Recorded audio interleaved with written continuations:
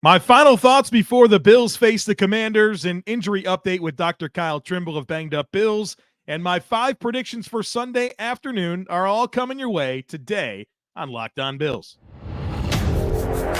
You are Locked On Bills, your daily Buffalo Bills podcast. Part of the Locked On Podcast Network, your team every day.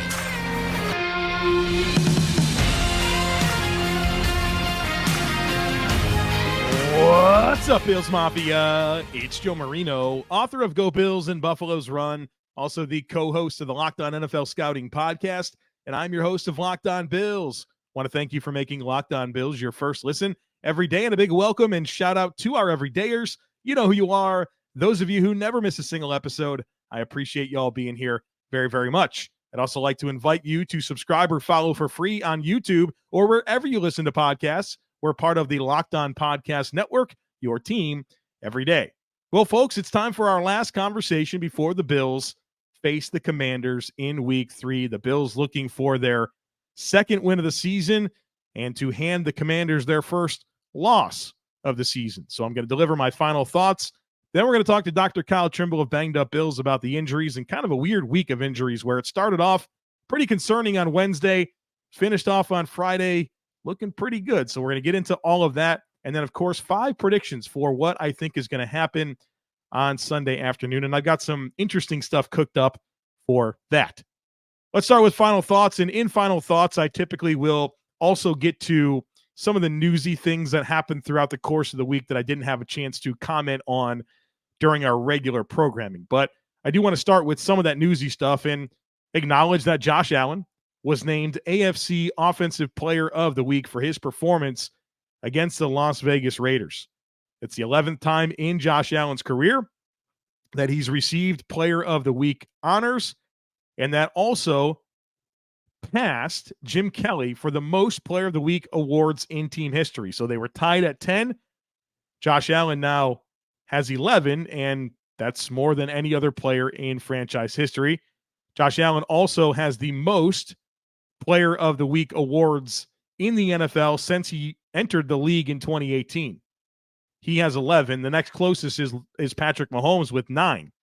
Lamar Jackson has 8, Derrick Henry 7, and Joe Burrow 5. So pretty cool here that not only is Josh Allen the franchise leader in Player of the Week awards, but has the most in the NFL since he entered the NFL. And folks, it's never not cool to me. It's never not cool for that tweet to come through on Tuesday, and they announced the Player of the Weeks, and it's Josh Allen. I love it. It's super cool. It's a point of pride for me, and this one felt really good, especially coming off of the Jets' performance, where Josh faced a lot of criticism for me. I think he deserved all of it. I think some of it was taken too far, but he bounces back and has the best week of any player in the AFC in terms of offense. And so love the bounce back. And it's a point of pride, and it's just never not cool for me to see him claim that award. The next thing I want to get into is Christian Kirksey, retired. Life comes at you fast, right? Come out of preseason. We're concerned that Terrel Dotson is going to be the starting linebacker. Terrel Bernard is got some type of injury. We didn't even get a chance to see him in the preseason.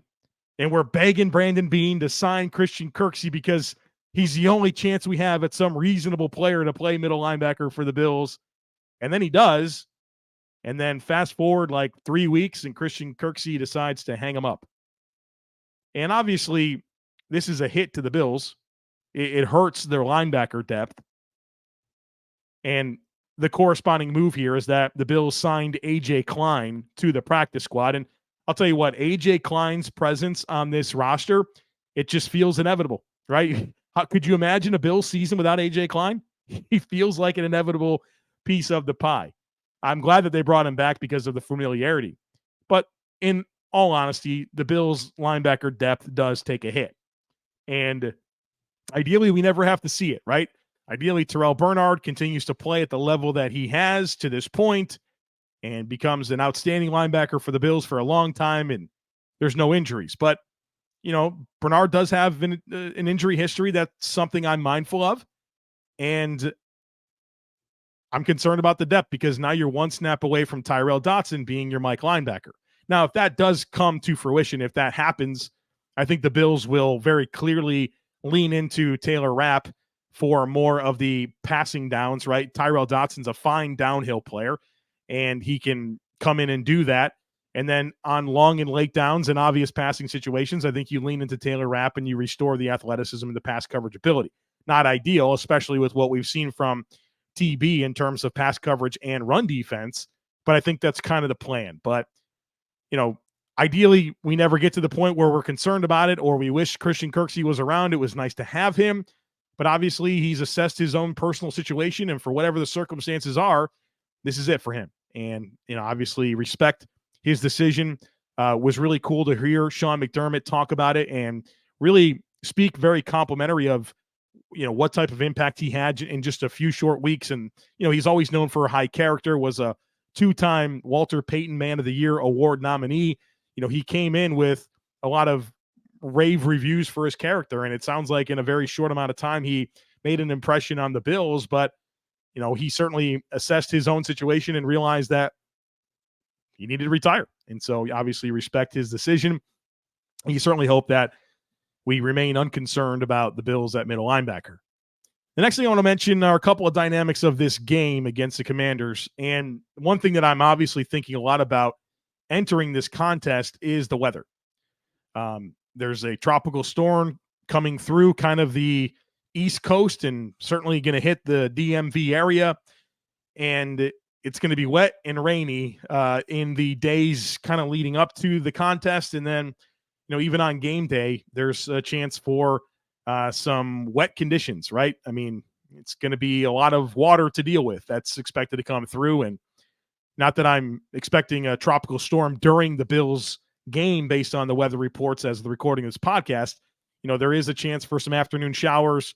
It's going to be wet the days before with a lot of rain. And that could affect a football game. And to me, anytime there is weather introduced to a football game, it's a neutralizer, and it always helps the lesser team. And in this case, that's the Commanders. The Commanders are a 6-point underdog at home. All right. They're the lesser team in this contest, and weather introduces variance, and that's a neutralizer. So I'm hoping for the best possible conditions for this game. Again, I don't think it's going to be crazy winds and crazy rain, but it could be a little bit rainy and drizzly. And obviously, the field conditions could be pretty damp. So it's just something to keep an eye on. As far as the weather reports go in terms of wind, it doesn't seem like that's going to be a huge factor. Potentially 5 to 10 mile an hour winds during the game. But again, that's as of me recording this podcast on Friday afternoon. We'll see how things move along throughout the course of the weekend. But, we should be mindful of the potential weather in this football game.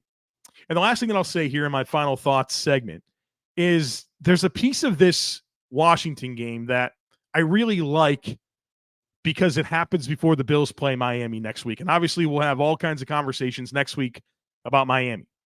But the speed that Washington has at wide receiver in Terry McLaurin, in Jahan Dotson, in Curtis Samuel is a nice little primer. Now, Tyreek Hill and Jalen Waddle have better speed than those guys. But I don't think the Bills have really seen much speed at wide receiver yet this season. Garrett Wilson certainly presents speed, but that's about it from the Jets. And, Devontae Adams is a sensational wide receiver, but he's not a fast guy. He's not known for his jets. And so the Bills getting an exposure to this speed that the receivers for Washington are going to play with is a nice little primer for what's coming next week. And so I think that's helpful to an extent because obviously we know the tempo and pace that Tyreek Hill and Jalen Waddle can run routes, and it's going to stress the Bills in some different ways. And I think this is a nice little appetizer, if you will, to what you're going to see next week when the Bills face the Dolphins. And obviously, got to take care of the Commanders, and the Dolphins got to take care of the Broncos. But next week in Western New York, you could see a very significant AFC East showdown happening. And really, regardless of the results of these games this Sunday, it's a big game as it relates to the AFC East landscape. All right, in just a moment, we're going to have Dr. Kyle Trimble of Banged Up Bills on to discuss the injuries. But first, I'm going to tell you about Game Time. Buying tickets to your favorite events, it shouldn't be stressful, but you know what? Sometimes it is. Game Time is here for you. It is the fast and easiest way to buy tickets for all the sports, music, comedy, and theater near you. They got killer deals on last-minute tickets. They have a best price guarantee. And so with that in hand, you can stop stressing over getting tickets and start getting excited for the fun that you're going to have. The Game Time app is awesome. It's super easy to navigate. They have flash deals. They have really nice specials on last-minute tickets. They give you an image of your seat view so you know exactly what to expect when you get into the stadium. It is phenomenal. So check it out. Snag the tickets without the stress with Game Time. Download the Game Time app, create an account, and use code LOCKEDONNFL for $20 off your first purchase. Terms apply. Again, create an account and redeem code LOCKEDONNFL. That'll get you $20 off. Download Game Time today. Last-minute tickets, lowest price, guaranteed. Folks, you know you love the convenience of getting whatever you want delivered right to your door. So check out DoorDash. DoorDash grocery delivery. With that, you can stock up for the week on whatever you need, or those last-minute cravings, you can get them shipped right to your front door conveniently. You've trusted DoorDash to deliver your favorite restaurant's food, and now you can get grocery delivery that actually delivers too. With thousands of grocery stores that you can choose from, you'll find the best in your neighborhood, and it'll boost your local economy with each and every order. And you'll get exactly what you ordered, or they will make it right. So sit back and enjoy quality groceries just like you picked them out yourself. Get 50% off your first DoorDash order, up to $20 value when you use code LOCKEDONNFL at checkout. Limited time offer. Terms apply. That's 50% off up to $20. No minimum subtotal and zero delivery fees on your first order when you download the DoorDash app in the App Store and enter code LOCKEDONNFL. Don't forget that's code LOCKEDONNFL for 50% off your first order with DoorDash. I'm joined now by Kyle Trimble. He's a doctor of physical therapy. He runs bangedupbills.com. You can follow him on Twitter at bangedupbills. He joins us each week to get us ready for the upcoming Bills game from an injury perspective. And Kyle, it's been a weird week. We get the first injury report on Wednesday. There's a ton of players listed, do not participate. Guys that finished the game, they're all of a sudden not able to practice on Wednesday. Some strange stuff. And then we get to Friday, and there's not a single player with a game day designation. So before we kind of get into some of this stuff and be mindful that guys do have some things that they're working through and what could be limiting, take us on the journey here. What's going on with the Wednesday to Friday sequence here? It was definitely different. I think maybe we're seeing some difference in how the Bills are addressing load management. It's early in the season. We're seeing guys who do not participate, and usually does not mean a good thing in terms of playing for Sunday if they're do not participate on Wednesday or Thursday, and then they go full on Friday. It's positive to see, but it's just really a stark difference from what we saw in past seasons with how they load manage, because usually there is a strong historical trend from what I found where early practice participation kind of led to things later on. And of course, injuries kind of do happen during the week, but usually if somebody didn't participate on Wednesday, you're a little iffy for Saturday going into the game, or Sunday going into the game. Well, and Kyle has shared with me that he's got some 40-page document where he's tracked all the injuries under Sean McDermott, and you track all this information. And so you have the data to speak on it. And obviously there's some trends that you're keenly aware of that are not necessarily holding up so far. And I guess that's going to make these conversations each week pretty interesting for you and I. But I do want to get into some of these players because, they're not of concern to play, but they have stuff that they're dealing with. I want to start with Dawson Knox because this one really fascinates me. Finishes the game, and then on Wednesday, do not participate with the back. Thursday, do not participate with the back. Friday, he practices in full. What do you have for us on Dawson Knox? I don't know. He got banged around in the game. I mean, most guys do on Sunday. I saw him take a hard shot or two, but there wasn't anything that necessarily signified a specific injury or what he was working through. And it was really interesting going back to that 40-page document. You could call me a psychopath like Ken Dorsey, or whatever he called himself. Anyway, so what was really interesting with Knox is I found everybody else that was do not participate throughout the week was at best questionable, but did not play, or they were just ruled out. So it was really interesting to see Knox go from do not participate to full, signifying maybe more of that load management stuff. So I don't know what he's dealing with. Hopefully maybe it was just more precautionary, but it's just really interesting how they managed that back injury this week. Well, sounds like he's good to go, and that'll be helpful because going to need some help there in the trenches with this good Washington defensive line. Let's shift our focus to Micah Hyde, who has a hamstring injury, and it feels like he's kind of been working through some stuff here early in the season. We're all excited to have him back after really missing him for just about the entire 2022 season. But hamstring injury, didn't practice on Wednesday, limited on Thursday, full on Friday. You like the trajectory here, but I don't know, something bothers me about hamstring injuries and guys in their early 30s. Agreed.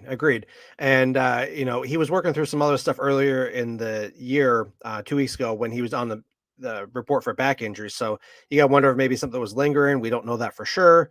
But also just the fact that, like you said, he's older. You see hamstrings. The Bills have been historically conservative with hamstrings, especially fresh ones coming off there. So the fact that he's out there playing in full for week 3 might suggest that maybe he was working through something before. He might tweak something in the game. They said, hey, this thing isn't really any worse. And maybe they're comfortable with going out there and playing. But once again, a stark difference from what they've done historically from hamstring injuries, at least known ones heading into the week. Yeah, it was. We've talked about that through the years. Hamstring, right? That's kind of a red flag for us. And it's almost a guaranteed game missed. I mean, that's on average what I found. Not the case here, which is good, right? They're not going to play them. We know that they're calculated here. They're not going to play these guys if they're not reasonably able to go out there and perform. So I guess I have a lot of confidence in the way that the Bills have handled injuries in the past, that they're doing the right stuff here. Now, let's get to Leonard Floyd here. This one is a little bit more identifiable based on what happened during the game.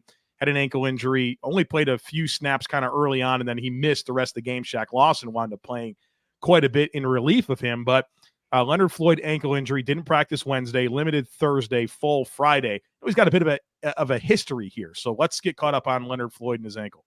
So he got kind of pushed out of the play in the backfield. He was going to close in on Jimmy Garoppolo, and he got pushed out of the pocket, and he kind of lost his balance, and we're able to see it on the broadcast, but it looked like he may have twisted his ankle, just a general low ankle sprain.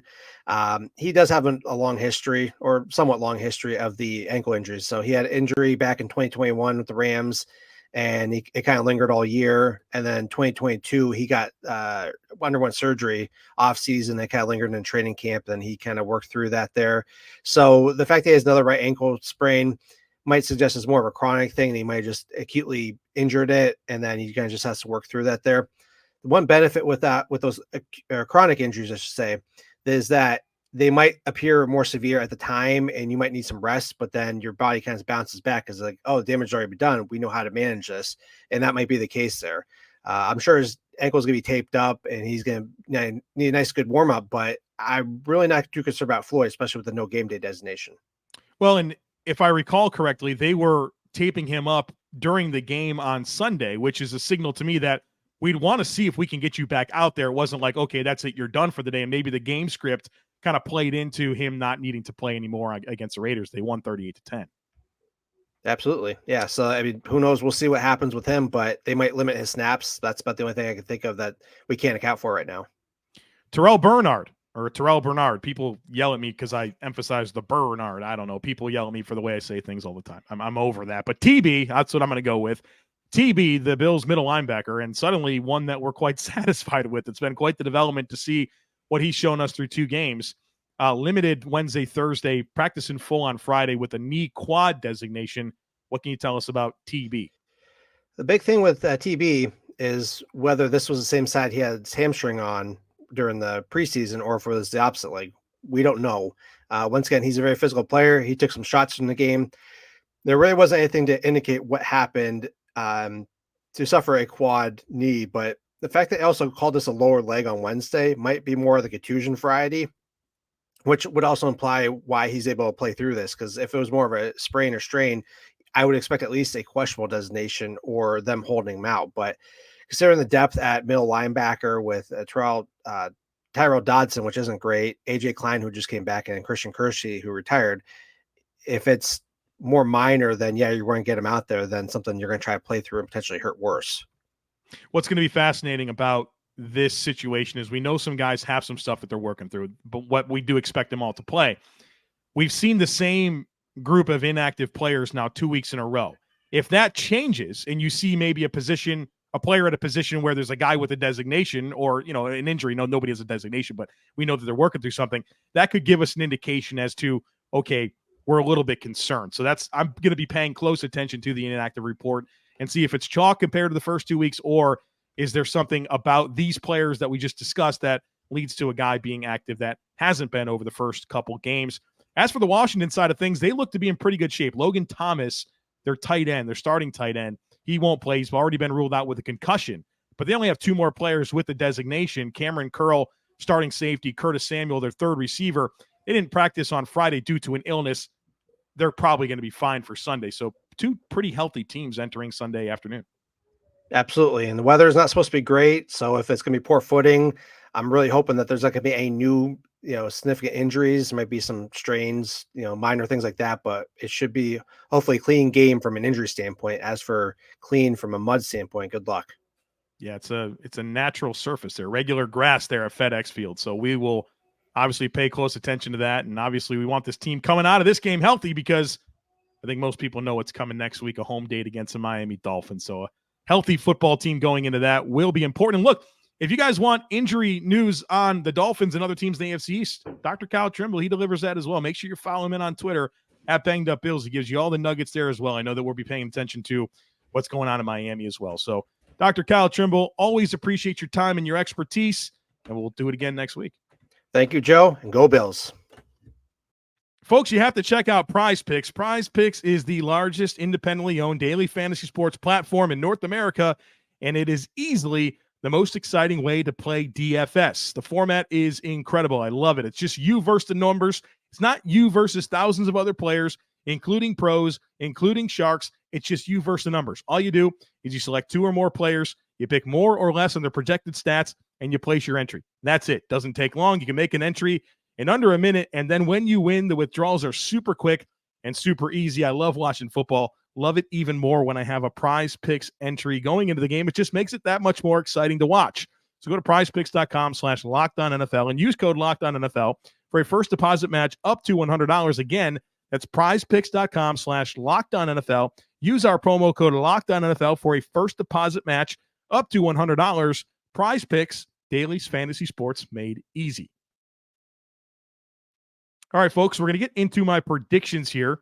But first, I would like to invite you to join the Locked On Bills subtext community, something that we started offering a few months ago. It has been incredible. So many people have signed up, and it's a lot of fun, especially for me. We get to do one-on-one text conversations, and so all week long, I'm texting with Bills fans, answering your questions, sharing my thoughts. It's been really, really cool. But also, you get my in-game text. So while the Bills are playing the Commanders, I'll give you several different thoughts as I'm watching the game. Pretty much after most series, I'll send out a text, let you know what I'm thinking. When things go right, when things go wrong, you get those, and people have loved that to this point. So get in on the subtext community. There's a link in today's show notes to join. So if you're on YouTube or wherever you're consuming this podcast, go ahead and click on the show notes, and there will be a link to join the Locked On Bills subtext community in there. Would love it if you check it out. It's been a lot of fun, a lot of cool features, and come see what it's all about. Hope you will. All right, let's get into my predictions for Sunday afternoon. I got 5 of them for you. My first prediction is that Greg Rousseau gets his first sack of the season.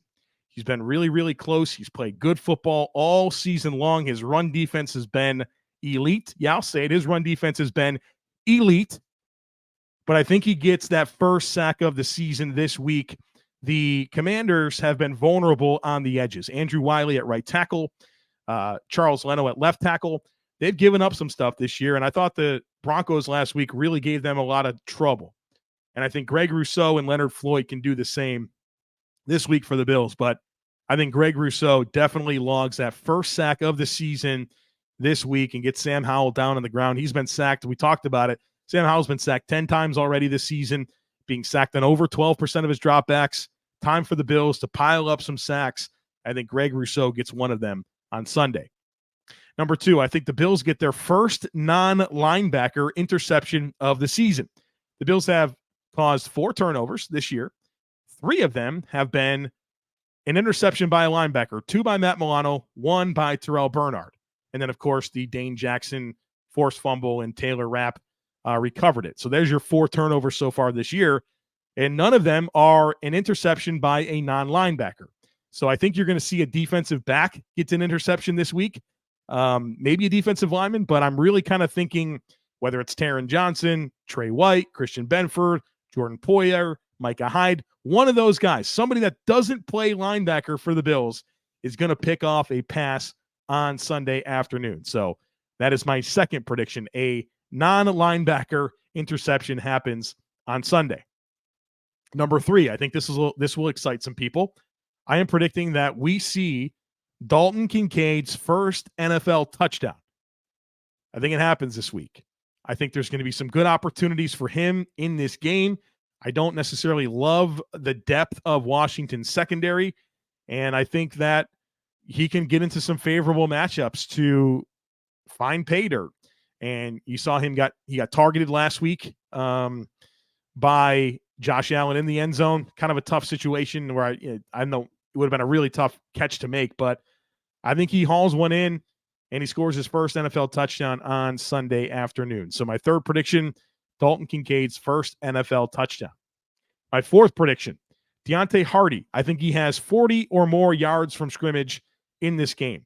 I think so far this year he has 6 touches for 17 yards in 2 games. And I think this is the type of game where his opportunities are going to be really good. If he plays in the slot and they keep Benjamin St-Juste on him, I think that's a mismatch for the Bills, where St-Juste is a big, long corner that doesn't necessarily have the foot speed to mirror and match a guy like Deontay Hardy, and I think he can kind of pull away from him a little bit. So whether there's some creative stuff with the screen game, jet sweeps, regular routes, I think you're going to see Deontay Hardy have a decent amount of production against Washington. So put me down for 40 or more yards from scrimmage for Deontay Hardy in this football game. And then my last prediction is whether or not I think the Bills win the game. I do think they win this game. There's certainly a path for Washington. I think it starts with their defensive line really dominating the football game and putting Josh Allen under duress and Josh Allen making some goofy decisions. And then Sam Howell being able to meet the moment and maintain his level of play and really do some aggressive things that results in positive plays for Washington. But I think that Washington needs things to go their way to be able to win this game. I think the Bills have a deeper, more talented team, a more battle-tested team, a team that, I think has a lot of advantages. And so I think the Bills go to Washington, handle their business, and enter that game next week against Miami with a 2-1 record. And I think the Bills will look good. I think there'll be a strong performance. It really comes down to me, really, this offensive line, the Bills' offensive line has to meet the moment against Washington. And I think that's kind of the X factor in the entire game. But I think the Bills just have a deeper, more talented team that has more time on task together, especially with, Sam Howell. They're putting a lot on his plate, and I think that's good. It says a lot about Sam, and he's had a lot of success to this point. But I think he's going to have to search deeper for answers this week against the Bills, different than what Denver presented and a lot different than what Arizona presented. So I think that's Sean McDermott's going to take advantage of this young quarterback and get out of town with a win in his 100th game as the head coach of the Buffalo Bills. So there you have it. My 5 predictions: Gregory Rousseau's first sack, first non-linebacker interception of the season, Dalton Kincaid's first NFL touchdown, Deontay Hardy 40 or more yards from scrimmage, and a Buffalo Bills win on Sunday afternoon. That's it, folks. All that's left to do, the hay's in the barn. All that's left to do is for the Bills to go play this game and score more points than the other team. My next conversation with you will come on Bleacher Report immediately after the game. I'll go live on Bleacher Report for about a half an hour, talk about my immediate reaction to the game. So check that out on Bleacher Report. And then, of course, I'll get to work on Locked On Bills, give you the same stuff we always do. You'll get my post-game podcast. We'll do the All-22 review, Herd Mentality, crossover Thursday with Kyle Krabs of Locked On Dolphins, my full Dolphins primer, and then our final conversation with final thoughts, injuries, predictions. That's what we do here during the week on Locked On Bills. So don't miss anything. Make sure that you're subscribed. Would love it if you took a second to rate, review, and share the podcast. Have a great rest of your day. Go Bills, and I look forward to catching up with you again after the game.